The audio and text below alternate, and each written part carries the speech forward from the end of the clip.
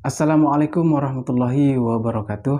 Baik teman-teman semua, mari langsung saja kita simak videonya. Tetapi yang membuat miris itu adalah ada orang yang sekarang tidak penting-penting amat, justru malah memprovokasi masyarakat di seluruh Indonesia untuk berperang satu sama lain, melakukan perang sipil.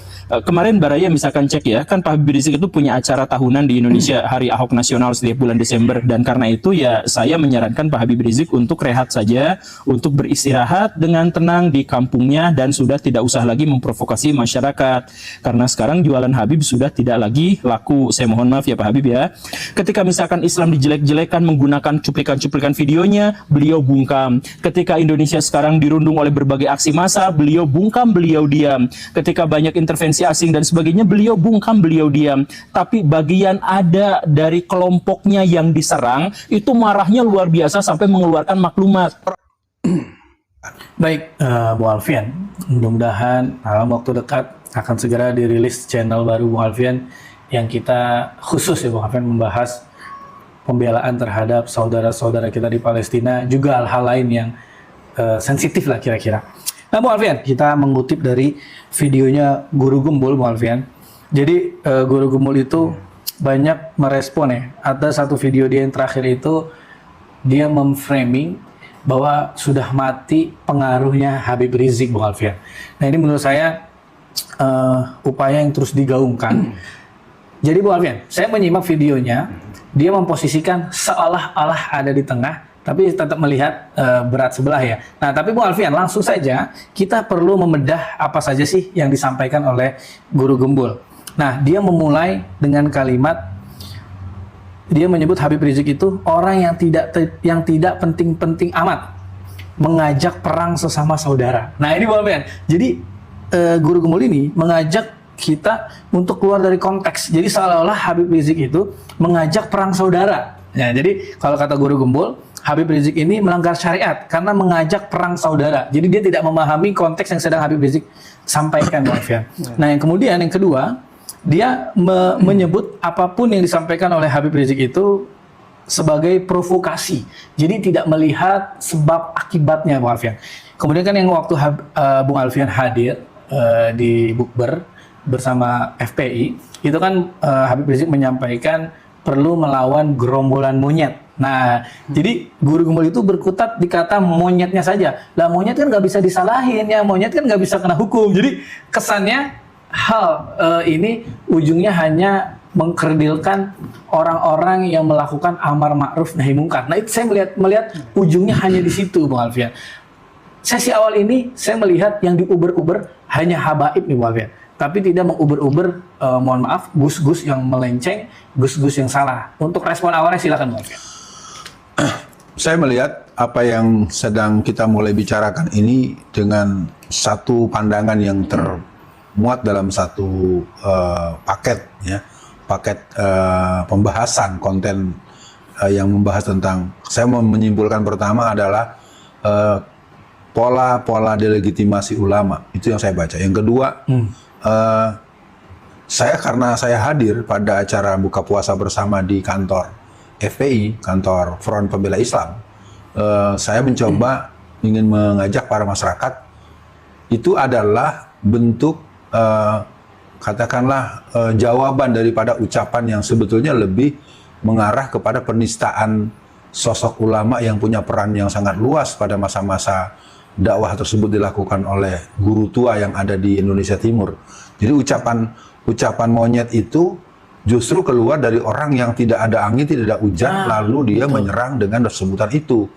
Nah, maka orang-orang yang punya pengetahuan tentang sejarah sang guru, mempunyai pemahaman atas kontribusi dan sumbangsi, mempunyai pengertian akan nilai misi daripada dakwah yang dilakukan, itu sebenarnya menjadi satu catatan khusus. Yang ketiga, memberikan stigma Habib Rizik seorang yang sangat provokatif.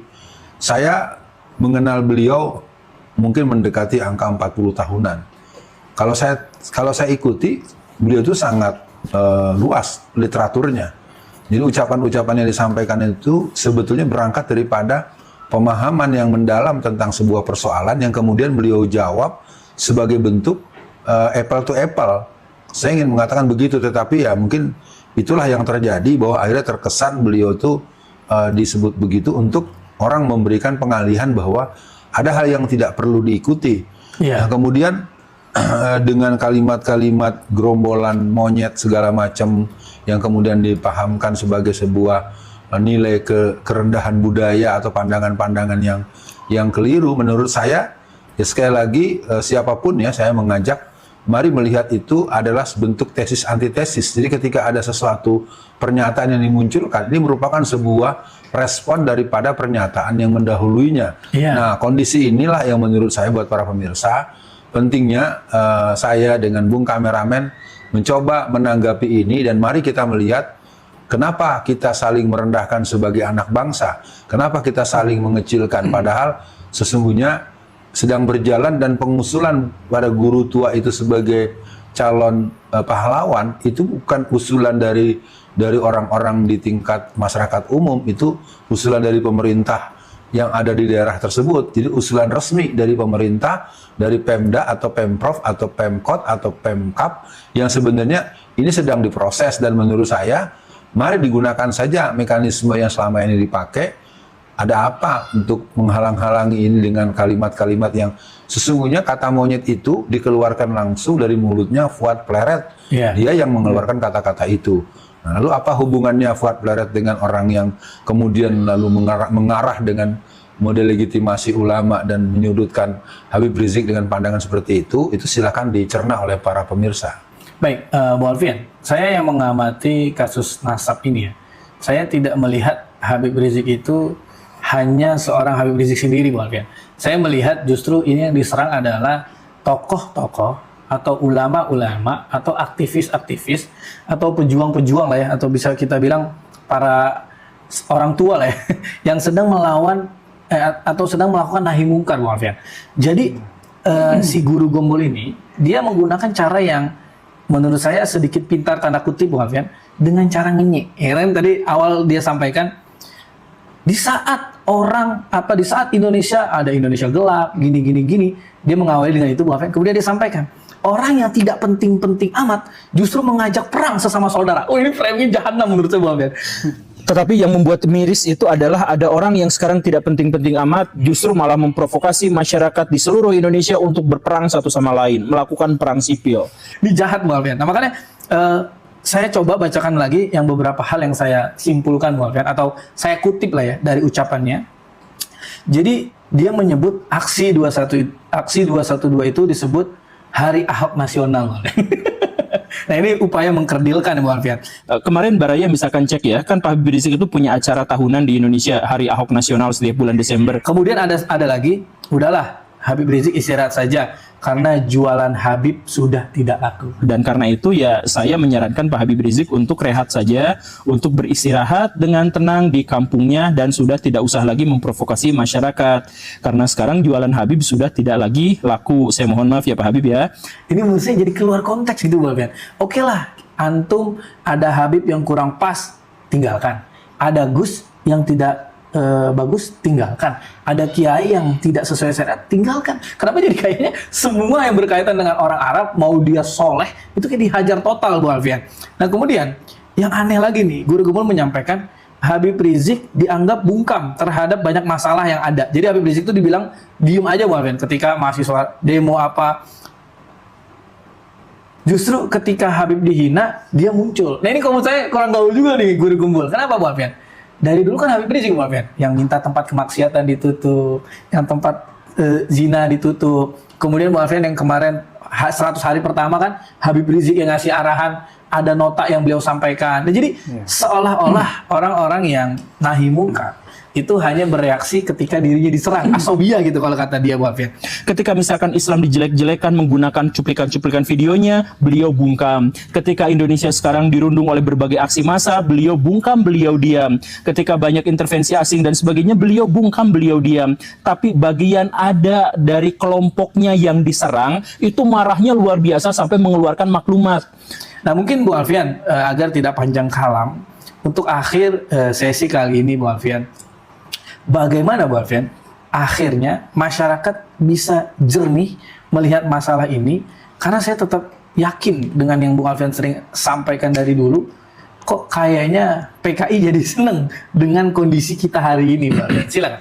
Ya, saya ingin mengajak pada semua pemirsa bahwa memang perbincangan ini membutuhkan kedalaman yang tersurat, yang tersirat, dan yang tersuruh.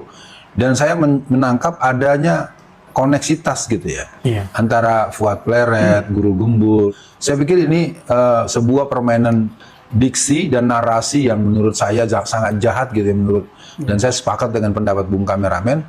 Dan buat para pemirsa, mari kita memperluas wawasan bahwa ada orang yang berbuat seolah-olah intelektualis padahal sesungguhnya dia seorang sampahan saja, dan ini mungkin alhamdulillahirobbilalamin. Pemirsa, kita akan sampai pada satu kalimat bahwa memang dinamika peradaban itu membutuhkan orang-orang yang tetap punya kejernihan melihat persoalan. Dan hal-hal yang sedang kita hadapi hari ini merupakan satu bentuk konfrontasi yang cukup keras sebetulnya, karena ini adalah sebuah perjalanan panjang ketika orang yang bernama Imad dengan atas nama tesisnya kemudian direspon dan kemudian diadakan berbagai pertemuan. Dan saya ingin membaca ini sebagai sesuatu yang tidak berdiri sendiri gitu. Dia merupakan sebuah kerja kolektif ya, yang memang diarahkan untuk melemahnya atau melumpuhnya gerakan-gerakan kemasyarakatan, gerakan-gerakan keumatan. Maka sebagai kata penegasan, saya menghimbau, mari kita terus melihat persoalan ini dari duduk persoalannya, dari proses yang sedang kita rasakan dan kita lihat, dan efek daripada hal yang menjadi dinamika atau polemik yang terjadi. Dari saya sebagai sebuah semangat, mari kita terus menyatakan kebenaran dari sumber yang benar dengan cara yang benar untuk tegaknya kebenaran. Al-haqqu min rabbika fala takunanna minal mumtarin. Inilah yang bisa kita bahas pada kesempatan ini. Assalamualaikum warahmatullahi wabarakatuh. Waalaikumsalam warahmatullahi wabarakatuh.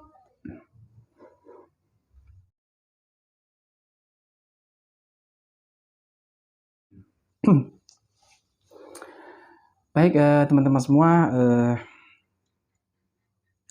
barusan kita sudah menyimak ya tanggapan dari Ustadz Alfian Tanjung yang menanggapi perkataan dari Guru Gembul atau si Gembul ya, dan juga si Fuad Pleret yang suka bikin gaduh. Nah teman-teman semua, mudah-mudahan dengan adanya video ini teman-teman bisa membuka wawasan teman-teman, membuka pikiran teman-teman, agar jangan sampai kita itu ikut-ikutan dengan mereka-mereka yang selalu membuat gaduh teman-temannya. Jangan, kita ikuti yang lurus saja teman-teman. Jangan mereka kita ikuti karena apa teman-teman? Kelihatan banget teman-teman.